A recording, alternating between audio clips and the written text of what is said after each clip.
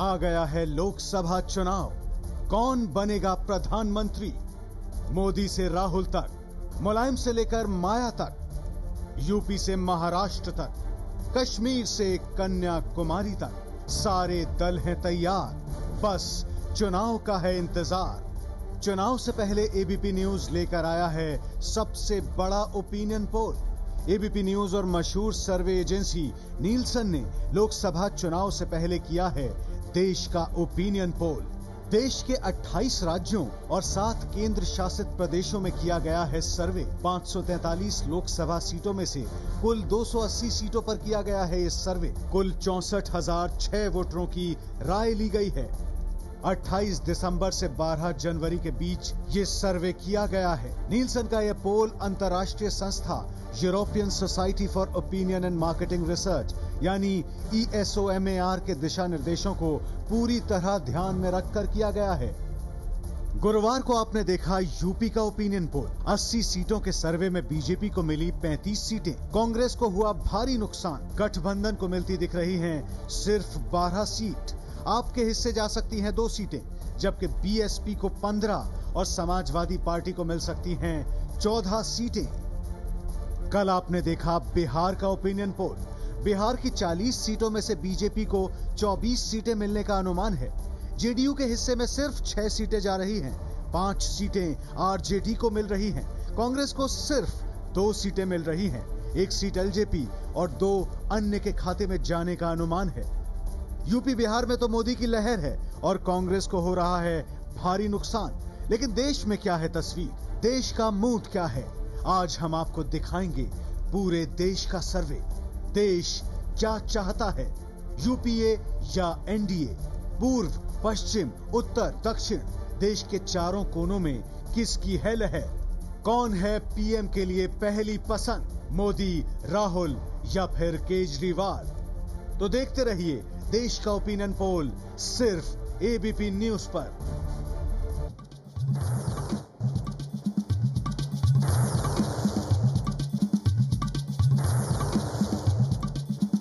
देश का opinion poll. UP Bihar में मोदी की लहर चल रही है, ये तो हमने पिछले 2 दिन में देखा। एबीपी न्यूज नीलसन के ओपिनियन पोल में यूपी बिहार की 120 सीटों में बीजेपी को 59 सीटें जाती हुई दिख रही हैं। 59 सीटों का अनुमान है कि यानी वहां तो मोदी की लहर है। लेकिन बाकी देश में क्या है, आज हम देखेंगे। हर राज्य में क्या बीजेपी कुछ ऐसी बढ़त बना पा रही है जो उसे सरकार बनाने के करीब ले जा रही है, और उससे भी ज्यादा अहम वो बढ़त क्या इतनी है कि मोदी को प्रधानमंत्री बना सकती है, या कांग्रेस कोई वापसी करने की उम्मीद लगा सकती है, या कांग्रेस और बीजेपी से अलग जो शक्तियां हैं, अलग जो पार्टियां हैं, वो कुछ ऐसा कमाल कर सकती हैं कि दिल्ली की गद्दी पर उनका कोई प्रतिनिधि बैठे। ये देखेंगे हम आज के आंकड़ों में एबीपी न्यूज नीलसन के इस देश के ओपिनियन पोल में, जो सबसे बड़ा ओपिनियन पोल है देश का, सैंपल साइज के हिसाब से भी और जिस क्षेत्र में हम लोग गए हैं उस हिसाब से भी। हमारे साथ न्यूज रूम में हमेशा की तरह मेहमान रहेंगे, लेकिन इन सब से आपका तारुफ कराने से पहले, अपने राजनीतिक मेहमानों से आपको मिलवाने से पहले, सबसे पहले हम चलते हैं अहम आंकड़ों के लिए नेहा के पास। बिल्कुल किशोर, जैसा आपने कहा देश का सबसे बड़ा ओपिनियन पोल, 28 राज्य, 7 केंद्र शासित प्रदेश, और आज हम बताएंगे पूरे देश में जनता क्या कह रही है, मूड क्या है। आपको बता दें कि हमने आपको परसों दिखाया यूपी का ओपिनियन पोल, कल आपने देखा बिहार का ओपिनियन पोल, और आज पूरे देश की तस्वीर क्या कह रही है वो हम आपको बताएंगे कि पूरे देश का ओपिनियन पोल क्या कह रहा है। और देश के चारों कोनों में यानी उत्तर, दक्षिण, पूर्व और पश्चिम में हमारे ये 9 रिपोर्टर्स मौजूद हैं जो अलग अलग क्षेत्रों से बताएंगे कि इस ओपिनियन पोल के बाद नेता और उनके साथ मौजूद वहां की जनता क्या कह रही है। तो ये तस्वीर भी आपके सामने रखेंगे, लेकिन सबसे पहले परसों जो उत्तर प्रदेश का ओपिनियन पोल दिखाया था उस पर नजर डाल लेते हैं। कुल 80 सीटें और बीजेपी को यहां पर भारी फायदा, 35 सीटें बीजेपी के खाते में जाती हुई दिखाई दे रही हैं। कांग्रेस पार्टी को यहां पर सिर्फ 12 सीटें मिल रही हैं और इसमें कांग्रेस और आरएलडी दोनों शामिल हैं। एसपी को भारी नुकसान, 14 सीटें, बीएसपी के पास महज 15 सीटें, आम आदमी पार्टी 2 सीटों के साथ यहां खाता खोल रही है और अन्य के खाते में 2 सीटें। तो ये तस्वीर है उत्तर प्रदेश की। बिहार की बात करें, कुल 40 सीटें, कल इसका ओपिनियन पोल हमने आपको दिखाया और बता दें बीजेपी को 24 सीटें 40 में से मिलती हुई दिखाई दे रही हैं। जेडीयू को भारी नुकसान, बीजेपी से अलग होने के पास महज 6 सीटों पर सिमटती दिखाई दे रही है। कांग्रेस को 2 सीटें, आरजेडी के पास 5, एलजेपी के खाते में 1 सीट और अन्य के पास 2 सीट। तो बिहार और यूपी की अगर बात करें और बड़ी तस्वीर देखें इन दोनों राज्यों की, कुल 120 सीटें और बीजेपी के पास 59 सीटें जा रही हैं। कांग्रेस सिर्फ 14 सीटों पर सिमट रही है। आम आदमी पार्टी 2 सीटों के साथ खाता खोल रही है।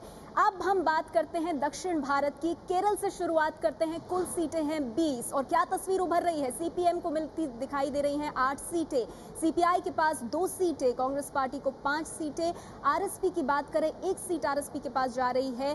केईसी केरला कांग्रेस के पास 1 सीट, केईसीएम के पास भी 1 सीट जा रही है और एमयूएल यानी मुस्लिम लीग के खाते में 2 सीट जाती दिखाई दे रही है। केरल के बाद बात आंध्र प्रदेश की। 42 अहम सीटें यहाँ लोकसभा चुनाव की और वाईएसआर कांग्रेस जगनमोहन की पार्टी 22 सीटें उसके खाते में जा सकती हैं। अगर अभी की स्थिति को देखा जाए इस ओपिनियन पोल के मुताबिक कांग्रेस को मिल रही हैं 4 सीटें, टीआरएस के पास 9 सीटें जाती दिखाई दे रही हैं, टीडीपी के पास 5 और अन्य के खाते में 2। आंध्र के बाद बात कर्नाटक की। कुल सीट है यहाँ पर 28 लोकसभा की और कांग्रेस पार्टी को 10 सीटें यहाँ मिलने का अनुमान है। हमारे ओपिनियन पोल के मुताबिक बीजेपी को यहां 15 सीट मिल सकती हैं कर्नाटक में और जेडीएस को 3। अब बात तमिलनाडु की।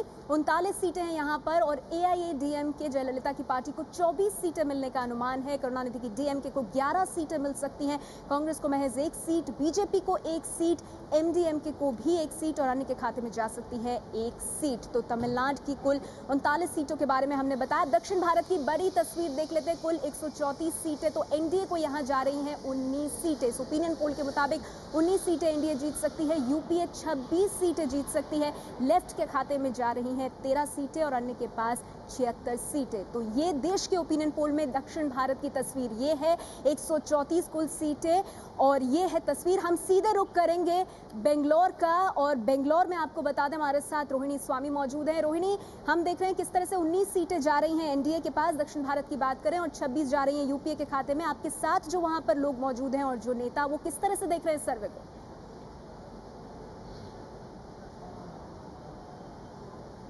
जी, जिस तरह से हमने देखा है कि क्या जिस तरह से हवा चल रही है, नरेंद्र मोदी का क्या फैक्टर हो सकता है कि नहीं, वो तो अलग बात है। कर्नाटक की बात कर जाए तो हमारे साथ नेता हैं, वो हमारे साथ बीजेपी से नेता हैं, हमारे साथ कांग्रेस से हैं और जेडीएस से। अलग अलग बात करेंगे। पहले अमित मालवीय जी से बात करेंगे बीजेपी से। अब हमें बताएं, कर्नाटक की भी बात करें और नरेंद्र मोदी जी की बात करें, दक्षिण भारत की बात करें, हवा आपको क्या लग रहा है, क्या अलग करेंगे आपके बीजेपी, जो हो सकता है कि दक्षिण भारत में उनका छाप लगे?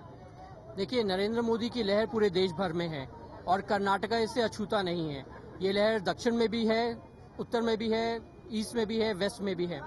जहां तक हम कर्नाटक की बात करें स्पेसिफिकली, हमें पूरी उम्मीद है कि जो अंडरकरेंट्स हम देख रहे हैं। कितनी सीटें? हम तो पिछली बार हमारी 19 सीटें आई थी और हम उम्मीद करेंगे कि हमारी 19 से 20 सीटें इस बार फिर से आएंगी वापस। और दक्षिण भारत की क्या बात करेंगे तो कितना आप लग रहा है, आपको कितना मिलेगा? देखिए, दक्षिण भारत में अगर आप तमिलनाडु को लें, आंध्र प्रदेश को लें, केरला को लें, हर प्रदेश में सर्वे के बाद सर्वे ने दिखाया है कि हमारी जो वोट शेयर है वो बढ़ रही है। मुझे पूरी उम्मीद है कि जैसे जैसे हम चुनाव के करीब पहुंचेंगे, हम वो सीट्स में तब्दील होंगी और हमें इन प्रदेशों से अच्छी खासे नंबर सीट आनी चाहिए। ऑल्सो जैसे हमारे अलाइज बढ़ते जाएंगे इन प्रदेशों में, ये सीट में तब्दील होती जाएगी। कांग्रेस से सुभाष अग्रवाल जी, हम आप बताएं कि हमने देखा था जिस तरह से विधानसभा में यहाँ पे बीजेपी की सरकार चली गई, कांग्रेस की आ गई यहाँ पे, फिर भी अगर दक्षिण भारत की बात की, कांग्रेस का कितना आपको लग रहा है, कितनी सीटें मिल सकती हैं और क्या फैक्टर हो सकता है? कर्नाटक में येडियुरप्पा फैक्टर भी है जो कांग्रेस की सीट्स को ले जा सकते हैं, क्योंकि इसीलिए येडियुरप्पा वापस बीजेपी गए थे। येडियुरप्पा फैक्टर बिल्कुल फेल हो चुका है, ये हमने विधानसभा में चुनाव में देख लिया है। और कांग्रेस को कम से कम या यूपीए सर को ज्वाइंट करके 75% सीटें साउथ से मिलेगी। कर्नाटका में कम से कम 22 सीटें कांग्रेस को मिलेगी और कई जगह बीजेपी की जमानत जब्त होगी। पर हमारी जो सर्वे बोल रही है वो कांग्रेस को करीब 10 ही दे रही है और बीजेपी को 15। रिजल्ट आने दीजिए, आपका सर्वे का हाल पता चल जाएगा, आपका सर्वे कितना गलत है ये पता चल जाएगा। और कांग्रेस के साथ जनता है, पूरे भारत की जनता है, कर्नाटक की जनता है, कम से कम 22 सीट मिलेगी। और जो जहां पर है, जिसकी आप बात करो नरेंद्र मोदी की बार बार, उसकी जो जगह है वो आप समझ लीजिए कौन सी जगह है, वहाँ पहुँच जाएंगे वापस। अहम बात यह है कि हर जब चीज बात करते हैं इलेक्शन के वक्त भ्रष्टाचार की बात करते हैं, कांग्रेस और बीजेपी की में वो भ्रष्टाचार की बात ही करते हैं। जेडीएस को 3, कर्नाटक में तो 3 दिया जा रहा है, दक्षिण भारत में रीजनल पार्टीज की देखा तो जेडीएस और कर्नाटक ही होते हैं, 3 सीट आपको मिल रहा है। आप किस मुद्दे पे लड़ेंगे इस वक्त? देखिए, तमाम देश को मालूम है कि नरेंद्र मोदी का कम्युनलिज्म और कांग्रेस का करप्शन दोनों ने देश को खोखला कर चुके हैं। हम यहाँ पर एक रीजनल पार्टी हैं जो गरीबों के लिए खड़े हुए हैं, किसानों के लिए खड़े हुए हैं, अभिवृद्धि के लिए खड़े हुए हैं। अब मैं नरेंद्र मोदी के बारे में इतना ही कहूंगा कि वो गालिब का जो शेर है कि हमको मालूम है जन्नत की हकीकत, लेकिन दिल के खुश रखने को गालिब ये ख्याल अच्छा है। नरेंद्र मोदी इस देश का प्रधानमंत्री कभी नहीं बनेगा, ये मुझे मालूम है, यकीन। इस देश का युवा कभी नरेंद्र मोदी को प्रधानमंत्री बनने नहीं देगा।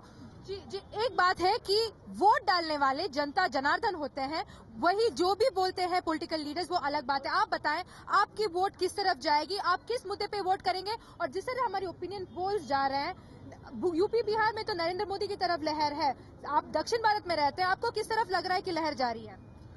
मेरे को तो लगता है कि ये जो पॉलिटिक्स है इस बार का, ये पहली बार है कि पूरा आपका जो है यूथ को पूरा इन्वॉल्व कर चुकी है। वन ऑफ द उसका जो मेन फैक्टर है वो रहेगा आप पार्टी। मगर जो भी फैक्टर है इस बार का जो इलेक्शंस है इसमें पूरा भारत इन्वॉल्व है, including the youth, including the old. और अगर मुद्दे पे बात किया जाए, और स्पेशली सिंस हम लोग कर्नाटका में है, तो मुद्दा जो रहेगा वो इंफ्रास्ट्रक्चर पे रहेगा। जी। एक मैं आपसे पूछना चाहूंगी, आप जब वोट डालते हो, when you vote, who would you vote for? What are the issues you're going to vote? Because in South India we've seen a lot of other feelings in terms of one point he made is infrastructure. आप किस मुद्दे पे लेके आप vote करेंगे? अभी जो मुझे आज तक तो पता है, रिलीजियसली कैस्टिक पॉलिटिशियंस हैं, हाँ। जो अभी सिर्फ कैस्ट को लेके पॉलिटिक्स चला रहे हैं। तो आप किस मुद्दे पे आप लगाएंगे अपना वोट? हमारा तो मतलब the youth has to run the country right now, that's the main thing, and we will support normally the BJP. एक आखिरी सवाल, आप हमें बताएं कि वोट जब कोई डालता है, आखिरी वक्त तक जब आप जाते हो और वो बटन प्रेस करते हो, अलग अलग मुद्दे होते हैं, आपको लग रहा है नरेंद्र मोदी, राहुल गांधी और आप पार्टी केजरीवाल जी के बीच में इस वक्त टक्कर किसकी है? केजरीवाल और राहुल गांधी की होगी। तो नरेंद्र मोदी को आप कंप्लीटली रेस से निकाल रहे हैं जबकि हवा चल रही है उनकी तरफ? वो पूरा इसकी वजह से हो रहा है, सब मार्केटिंग के थ्रू से हो रहा है। मार्केटिंग की वजह से इतना एक्सपेक्टेशंस नहीं है उनका, जो भी है फेक चल रहा है। जी, अभी देखा जाए तो वोट करेंगे, जब युवक वोट करेंगे तो वो देखेंगे किस तरफ से वोट करेंगे। दक्षिण भारत में आपने देखा है किशोर कि किस तरह से लोग, नेता और लोग क्या बोल रहे हैं कि वो इस बार चुनाव कैसे होगी। जी हाँ, दक्षिण, लेकिन ये दक्षिण में सबसे अहम चीज जो आंध्र के नतीजों पर कांग्रेस की नजर थी, वो यहां पर एबीपी न्यूज निल्सन के ओपिनियन पोल के मुताबिक 22 सीटें वहां पर वाईएसआर कांग्रेस ले जा रही है। हमारे साथ यहाँ न्यूज रूम में मेहमान मौजूद, हमारे साथ जयंत घोषाल साहब हैं। जयंत घोषाल साहब से हम बात करेंगे। विजय विद्रोही हमारे साथ हैं, हमारे वरिष्ठ सहयोगी महेंद्र वैद्य जी हैं, डॉक्टर पी पुलाराव हैं, इनसे हम दक्षिण की खास तौर पे बात करेंगे। हमारे साथ सिद्धार्थ मिश्रा जी हैं, हमारे साथ अलका आर्य जी हैं, पंजाब, हिमाचल प्रदेश, खास तौर पर हरियाणा, इन राज्यों की, इनसे बात करेंगे। उर्मिलेश जी हमारे साथ हैं, अशोक वानखड़े जी हैं, हमारे साथ बरुआ साहब हैं, कल्याण बरुआ साहब, उत्तर पूर्व का इलाका, वहाँ पर वहाँ के राज्यों में क्या हो रहा है उसकी बात करेंगे। रशीद किदवई हमेशा की तरह हमारे साथ हैं, हमारे साथ अरविंद मोहन जी हैं, और हमारे साथ खासतौर पर कल्याणी शंकर जी हैं, इनसे भी हम बात करेंगे राष्ट्रीय परिप्रेक्ष्य में। अब दक्षिण के नतीजे, दक्षिण का अगर ये अनुमान है, दक्षिण में अगर ये अनुमान है, तो बाकी क्षेत्रों में क्या हो रहा है, ये जानने के लिए चलते हैं नेहा के पास। किशोर, दक्षिण भारत के बाद हम रुख करते हैं पूर्वी भारत का, और यहाँ देखने की कोशिश करते हैं कि जनता का मूड क्या कह रहा है। हम शुरुआत करेंगे पश्चिम बंगाल से। पश्चिम बंगाल में क्या कह रहे हैं लोग, किस तरफ लहर बन रही है, किस पार्टी को कितनी सीटें मिलेंगी, वो आपको बताते हैं। पश्चिम बंगाल, बिहार, झारखंड, इन सब के बारे में आपको बताएंगे। शुरुआत पश्चिम बंगाल से। कुल 42 सीटें, टीएमसी को यहाँ 26 सीटें मिलने का अनुमान है हमारे सर्वे के मुताबिक। सीपीएम के खाते में 10 सीटें, कांग्रेस को 2, सीपीआई को 1, आरएसपी को 1, AFP को 1 और अन्य के खाते में 1 सीट। तो टीएमसी को सबसे ज्यादा 26 सीटें पश्चिम बंगाल में मिलने का अनुमान है। अब बात करते हैं झारखंड की। कुल 14 सीटें हैं यहाँ और बीजेपी को यहाँ 12 सीटें मिलती दिखाई दे रही हैं। कांग्रेस के खाते में 1 सीट नहीं आ रही है और अन्य को 2। अब बात करते हैं उड़ीसा की। 21 सीटें हैं यहाँ। बीजेडी को 14 सीटें मिलने का अनुमान है। बीजेपी को 4 सीटें यहाँ मिल सकती हैं और कांग्रेस की झोली में आ सकती हैं 3 सीटें। अब बात असम की। 14 सीटें हैं कुल यहाँ पर। कांग्रेस पार्टी को यहाँ 9 सीटें मिलने का अनुमान है। बीजेपी को 1, BPF को 1, AUDF को 1 और AGP असम गण परिषद को 2 सीटें मिल सकती हैं। बात अरुणाचल प्रदेश की। कुल 2 सीटें हैं। कांग्रेस के खाते में 1 और बीजेपी के खाते में 1 सीट। ये तस्वीर अरुणाचल प्रदेश की। हम लगातार आपको पूर्वी भारत की तस्वीर बता रहे हैं। सिक्किम में कुल 1 सीट है और सिक्किम डेमोक्रेटिक फ्रंट को वो 1 सीट मिलने का अनुमान है। त्रिपुरा में कुल 2 सीटें हैं और CPM के खाते में ये दोनों सीटें जा सकती हैं सर्वे के मुताबिक। नागालैंड में 1 सीट है और नागालैंड पीपल्स फ्रंट को ये 1 सीट मिलने का अनुमान है। मिजोरम में 1 सीट और कांग्रेस के खाते में जा सकती है ये 1 सीट। मेघालय की कुल 2 सीटों की बात करें, कांग्रेस के खाते में 1 सीट और CPI की झोली में बची हुई 1 सीट आने का अनुमान है। मणिपुर में कुल 2 सीटें हैं। CPI के पास 1 सीट और अन्य के खाते में 1 सीट जा सकती है।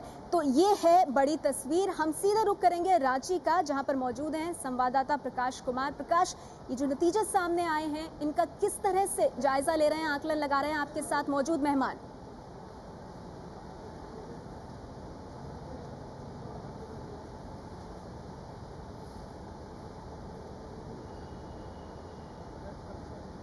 बिल्कुल, झारखंड के बारे में साफ कहना है कि खंड खंड झारखंड, लेकिन लोकसभा चुनाव में कुछ अलग ही मिजाज होता है। लोगों के वोट करने का तरीका अलग होता है। पिछले बार के 2009 के चुनाव का आंकड़ा देखें और अब के आंकड़े देखें तो दोनों में बहुत फर्क नजर आ रहा है। खासतौर से बीजेपी को बहुत ही फायदा हो रहा है। जो हमारे ABP और नीलसन का जो सर्वे आया उसके अनुमान के मुताबिक आपको 12 सीट मिलने का अनुमान है। क्या कहना है आपको? ABP न्यूज के साथ साथ जो राष्ट्रीय चैनल है उन चैनलों में भी झारखंड सहित पूरे देश में भारतीय जनता पार्टी के पक्ष में एक लहर चल रही है और देश में जो 10 वर्षों के कुशासन, भ्रष्टाचारी और महंगाई विरोधी सरकार से जनता त्रस्त है और जनता मुक्ति चाहती है। और हम कह सकते हैं कि पूरे देश में भारत की जनता ने कमर कस ली है। कासन ने रघुवर दास जी, क्या आपको ये उम्मीद थी कि ये 12 सीटें आपको मिल सकती हैं? हाँ, हम तो अभी जब 12 सीट मिल रही है तो आने वाले अभी चुनाव 3 महीने बाकी है। हम 14 के 14 सीट जीतने की स्थिति में है और झारखंड में जब आजिद बिहार के समय भी हम 14 के 14 सीट कभी न कभी वो सीट जीते हैं। उम्मीद बरकरार है। हमारे साथ JVM के नेता हैं राजीव रंजन जी। ये बताइए कि 12 सीटें उनको मिलने का है, 2 अन्य के खाते में जा रहा है। हो सकता है JVM हो, JMM हो, आजसू हो। आपको लगता है कि ये जो अनुमान है कहीं ना कहीं नरेंद्र मोदी का लहर दिख रहा है वोटरों पर? देखिए, झारखंड के परिप्रेक्ष्य में मैं ये कहना चाहूंगा कि जो बातें आप दिखा रहे हैं या बता रहे हैं इसकी प्रासंगिकता पर मैं सवाल करना नहीं चाहता, लेकिन जो 24 घंटे 8 पहर और 365 दिन हम जनता के बीच में काम कर रहे हैं उसमें जो नतीजे हैं वो इसके बिल्कुल इतर हैं। चूंकि जनता के जो मुद्दे हैं वो मुद्दे आज उनके लिए ज्यादा प्रासंगिक है बनिस्बत की जो कृत्रिम तरीके अपनाए जा रहे हैं, जिस प्रकार से जनता को गुमराह करने का एक प्रयास मात्र इसको हम कह सकते हैं। जनता को गुमराह करने की कोशिश है।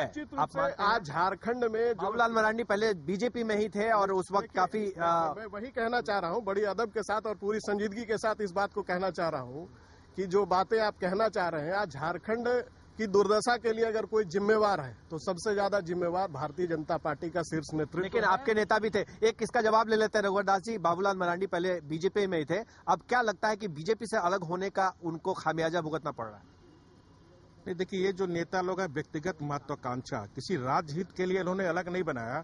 और आपको जानकर ये भी आश्चर्य होगा, मैं किसी व्यक्तिगत आलोचना नहीं करना चाहता हूं, जो JVM के सांसद है कोडरमा की जनता ने उन्हें बहुत आशा से जिताई थी, लेकिन दुख के साथ कहना पड़ता है कि बाबूलाल मरांडी जो आज झारखंड का विकास का ढिंढोरा पीट रहे हैं, न सदन के अंदर जाते हैं और आज तक 16 करोड़ रुपया उनका कोडरमा का संसदीय क्षेत्र का मात्र 3 करोड़ रुपया खर्च हुआ और इसीलिए 14 जवाब ले लेते हैं।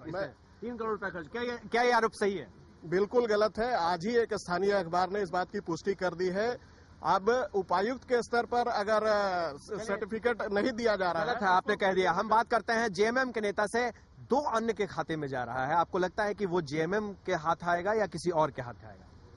नहीं, हम तो समझते हैं यदि आपको देना ही है तो 14 जिसको मानो उसको दे दीजिए, उसमें हमको कहीं कोई आपत्ति नहीं। हमको केवल आपत्ति इस बात पे है कि आपका सैंपल साइज क्या है, क्योंकि आप सब कुछ हमने बता दिया है। क्या सैंपल साइज है, किस ढंग से, किस तरीके से हुआ है, तब सुन लीजिए। आप जिस एजेंसी के साथ मिलकर कर रहे हैं, कहीं आपके प्रतिष्ठा पे आँच ना आ जाए। चलिए, आपको सर्वे से इनकार है। गुलफाम जी कांग्रेस के हैं, आप ये बताइए कि क्या आपको लगता है आप कांग्रेस को एक भी सीट नहीं है? एक भी सीट नहीं। देखिए, ऐसा है कि आपने जो विश्लेषण किया है, जो ओपिनियन पोल बनाया है, वो ओपिनियन पोल जो बनाया है वो आपने आंकड़ा अलग अलग दिखलाया है। परिस्थिति झारखंड में वो नहीं है। आपने बीजेपी आगे है या कांग्रेस आगे? बीजेपी आगे नहीं, आगे की बात नहीं है। आपने कहा है कि साहब कांग्रेस कितना लाएगी, बीजेपी कितना लाएगी, और ये अनुमान है फिलहाल। किशोर, हम कुछ यहाँ पे बहुत देर से हमारे साथ जनता है जो अपनी बातें रखना चाहती है, कुछ जनता से भी हम बात करना चाहेंगे। बताइए। हाँ, इधर मैं अवध बिहारी महतो, झारखंड प्रशिक्षित शिक्षक बेरोजगार संघ। बीजेपी यहाँ जो आप दिखा रहे हैं, जो कुछ भी दिखा रहे हैं, लेकिन ये झारखंड के परिप्रेक्ष्य में कभी सही नहीं हो सकता, क्योंकि बीजेपी के नेता खास करके यहाँ स्थानीय नीति के बारे में हमेशा विरोध किए। सर, हम लोग मोदी को प्रधानमंत्री बनाना चाहते हैं, क्योंकि वो एक ऐसा नेता है जो गुजरात में डेवलपमेंट लगातार 12 साल से 13 साल से करते रहे हैं, और कांग्रेस पार्टी लगातार कोलगेट घोटाला, कॉमनवेल्थ घोटाला, हवा से लेकर जमीन तक पूरा घोटाला में फंसी हुई सरकार है, इसीलिए उसको हटाना है। और राहुल गांधी संसद में कुछ नहीं बोलते हैं। अगर संसद भवन में सर, मैं नरेंद्र मोदी को इस बार लाना चाहता हूं, इसलिए अपने क्षेत्र में अगर सांसद बनाऊंगा तो मैं व्यक्ति को देखकर नहीं, कौन व्यक्ति खड़ा है। क्योंकि सुबोध कांत चाहे, मैं उनको देखता हूँ डांडिया खेलने जाते हैं, कभी होटल उद्घाटन करना जाते हैं। देखिए, झारखंड में मेन समस्या है यहाँ का स्थानीय नीति। अभी जल्दी से स्टूडेंटों के लिए, अगर देखिए सरकार बहुत तरह बात करती है, सरकार के लिए स्थानीय नीति, जब तक स्थानीय नीति बात नहीं होती है तो इसमें हम किसी का समर्थन नहीं करेंगे। और देखिए, पीएम की बात आती है तो पीएम माने जाते नरेंद्र मोदी, आम आदमी पार्टी सर, आम आदमी पार्टी। किशोर, यहाँ पर बीजेपी के भी चाहने वाले हैं और दूसरी पार्टियों के भी चाहने वाले हैं जो अपनी बातें रखना चाहते हैं, लेकिन एक बात तय है कि हमारे तमाम मेहमान जो आए हुए थे उसमें बीजेपी के नेता भले खुश नजर आ रहे हो, लेकिन बाकी लोगों को आपत्ति है सर्वे पर, और वो मानते हैं नहीं मानते हैं। लेकिन फिलहाल यहाँ जो स्थिति लग रही है, काफी संख्या में लोग यहाँ जुट गए हैं। किशोर जी, अब हमने देखा पूर्व में और दक्षिण में क्या स्थिति है। मोदी का रथ कौन रोकेगा, अभी तो और क्षेत्रों में भी देखना है। और हमारे यहाँ न्यूज रूम में हमारे एक्सपर्ट्स क्या बोल रहे हैं, इनसे बात करेंगे एक छोटे से ब्रेक के बाद।